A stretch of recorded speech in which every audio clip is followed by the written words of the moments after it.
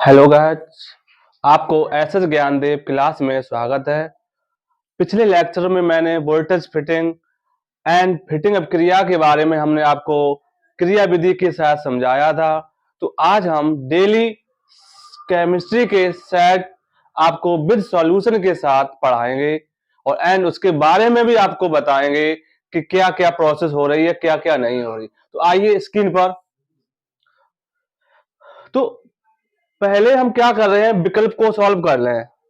सारे विकल्प दिए गए हैं, सारे विकल्प को एक एक करके आपको सॉल्व बताएंगे। तो पहला विकल्प दिया गया है आपके स्क्रीन पर कि 3 ग्राम एसिटिक अम्ल को 80 ग्राम बेंजीन में विलीन किया गया है, तो मोललता ज्ञात कीजिए। ठीक है, तो अब पहले मोललता समझो। मोललता क्या होती है कि कोई 1 केजी विलायक में विलेय के जितने मोलों की संख्या घुली हो वह विलयन कहलाएगा आपका मोललता। 1 केजी विलायक में उपस्थित मोलों की संख्या को कहते हैं हम मोललता। इसे स्मॉल m से प्रदर्शित करते हैं। इसका मात्रक मोल प्रति केजी होता है। आइए स्क्रीन पर हम इसको सॉल्व कराते हैं। तो देखिए,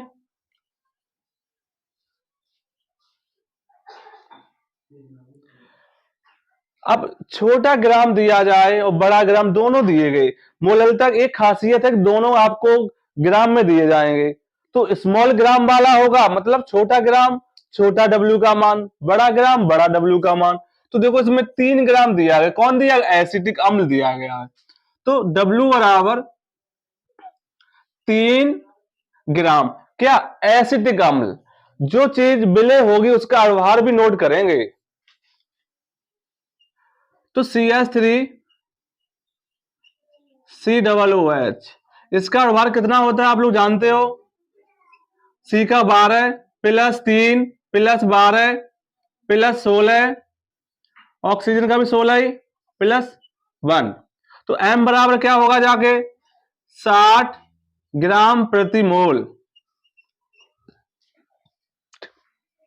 कह रहा है 80 ग्राम में 80 ग्राम बेंजीन में घोला गया। तो विलायक दिया है बड़ा डब्ल्यू, कैपिटल डब्ल्यू कहते हैं, 80 ग्राम दिया गया है। कह रहा है मोललता ज्ञात कीजिए।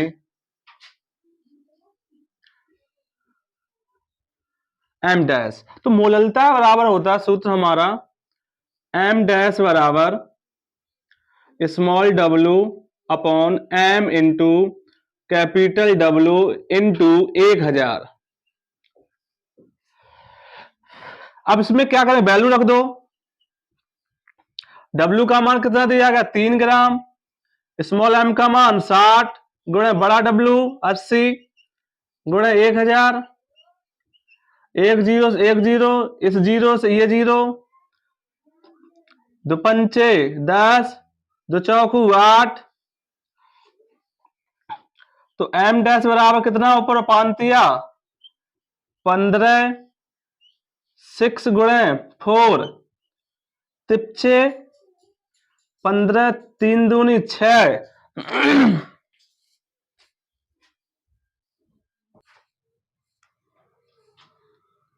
इधर देखिए,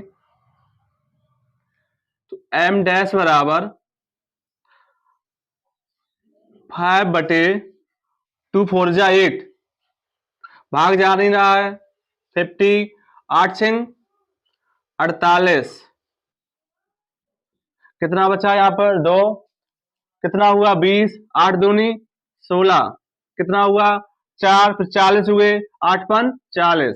तो 0.625 मोल प्रति केजी।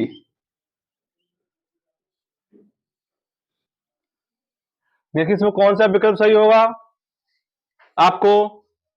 0.0 ये भी गलत, ये भी गलत, आपका ये राइट है, ये भी गलत। तो कौन सा विकल्प सही होगा? सी।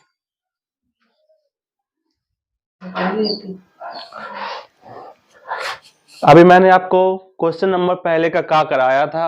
अब मैं क्वेश्चन पहले का खा क्वेश्चन कराने जा रहे हैं। तो देखिए आपके स्क्रीन पे क्या लिखा हुआ है, प्रथम कोटि की एक अपक्रिया के लिए वेग स्थिरांक इतना दिया गया है, तो कह रहा है इसकी अर्धायु क्या होगी। आपके 4 विकल्प दिए गए हैं, अब 4 में से एक विकल्प आप चूज करना है, तो चूज करने से पहले आप सॉल्व करोगे, तो सॉल्व करते हैं।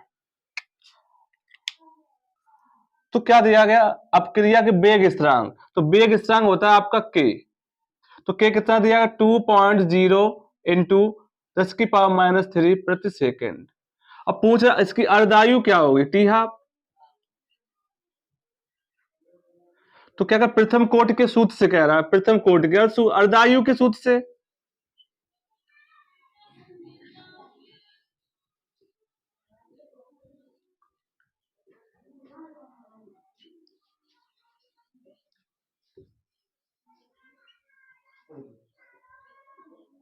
तो क्या होता है guys, T half equal 0.693 upon के। तो टी हाफ 0.693, के की वैल्यू दी गई ऊपर 2.0 इंटू 10⁻³ तो क्या करो, इस पॉइंट को मैं घात में बदल लेना, आपको कैलकुलेट हो जाएगी इजी। इजी करने के लिए मैंने पॉइंट की घात हमेशा ऋणात्मक होगी, नीचे वाली घात ऊपर जाएगी प्लस की, पॉइंट के आगे 0 का कोई महत्व नहीं रहेगा, तो यहाँ का क्या आगे 2। तो टी हाफ बराबर आपका प्लस की घात और माइनस की घात से क्या हुई डिलीट। अब आपका बचा यहाँ पे 693 अपॉन 2। अब 2 का डिवाइड करो, यहाँ पे 2 3 जा 6, 2 4 जा 8,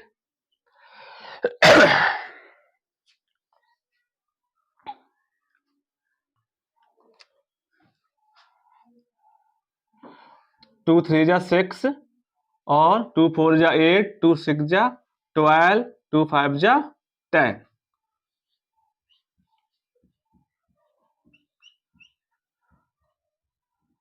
सेकेंड, या इस पॉइंट को आगे ले आओ, 10⁻² सेकेंड। तो इसमें कौन सा विकल्प सही होगा, आपका विकल्प ये तो बिल्कुल गलत, ये भी गलत, ये भी नहीं आ रहा है, ये भी नहीं आ रहा, बचा कौन सा, बी। तो बी विकल्प that is clear.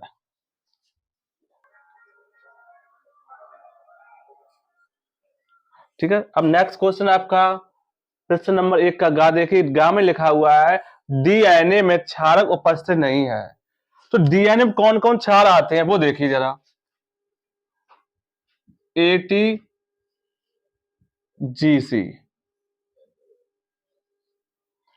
Adenine, thymine, guanine, cytosine. अब इसमें देखो एडेनिन भी आ रहा है, ग्वानिन भी आ रहा है, साइटोसिन भी आ रहा है, और एडेनिन थाइमिन, थाइमिन नहीं आ रहा है, तो यहाँ पे क्या आना चाहिए, तो थाइमिन आना चाहिए। अब क्या कह रहा है, डीएनए में क्षारक उपस्थित नहीं होगा, कौन सा नहीं होगा, डी विकल्प इज करेक्ट। नेक्स्ट क्या कह रहा है, 1 का घा में देखिए, ये आपका दिया गया कंपाउंड कार्बनिक नेमिंग बताओ उसकी, आईयूपीएसी नाम बताइए। ठीक है, अब इसमें देखो एक आपका प्रीफिक्स भी लगा हुआ है और एक सफिक्स लगा हुआ है। अब ये OH है, ये आपका सेकेंडरी सफिक्स है, और सिंगल बॉन्ड है जो आपका एक प्राइमरी सफिक्स है। नियम ये कहता है कि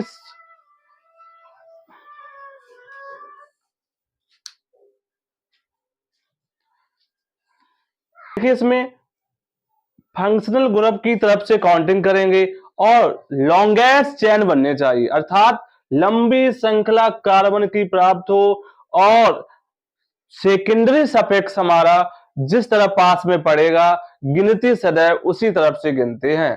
तो देखो सेकेंडरी सफिक्स आपका है OH, तो OH देखो इधर से पास पड़ रहा है कि इधर से, इधर से, तो काउंट करोगे 1 2 3 4। ठीक, अब कह रहा है 4 पे। अब क्या कहते हैं, जो प्राइमरी होते हैं, प्राइमरी सब्स्टिट्यूशन होते हैं, तो इनका नाम पहले लिखा जाएगा। ठीक, तो 3 पे क्या लगा, वो प्राइमरी, तो CH3 का होता है प्राइमरी नेम होता है मैथिल, या मैथाइल भी कहते हैं, तो 3 मैथाइल,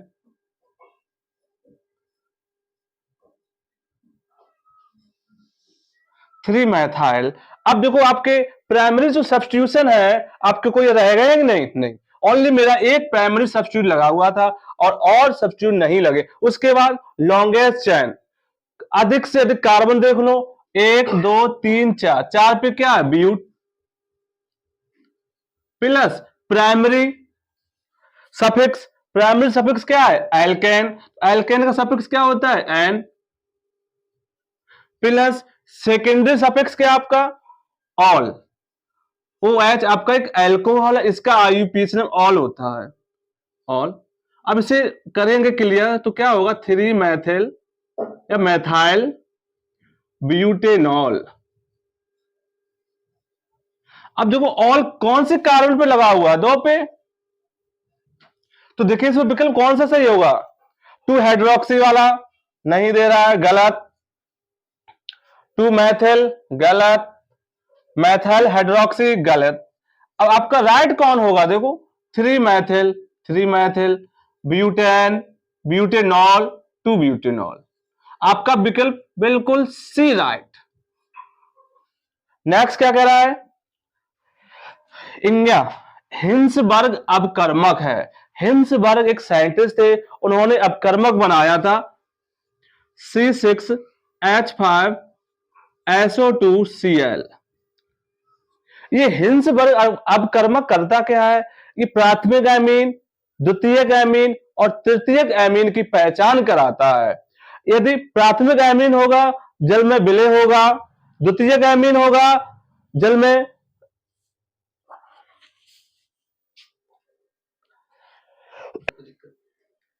तो हिंसबर्ग अपकर्मक एक आपको एमीन का परीक्षण कराता है कि कौन सी प्राथमिक एमीन है या द्वितीयक एमीन है या तृतीयक एमीन है।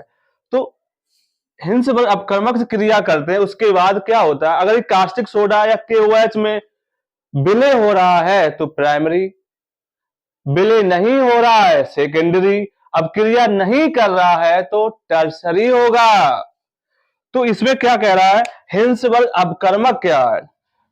आपका देख लो, ये बेंजिल है, ये आपका सल्फोनिल है, ये बेंजिल और ये सल्फोनिल। तो कौन सा विकल्प सही होगा? देखो इसमें C6H पे बेंजिल हो गया, CO2Cl होता सल्फोनिल। तो एथिल ऑक्सोलेट गलत, ये भी गलत, ये आपका राइट, ये भी गलत। सी इज द बेस्ट आंसर।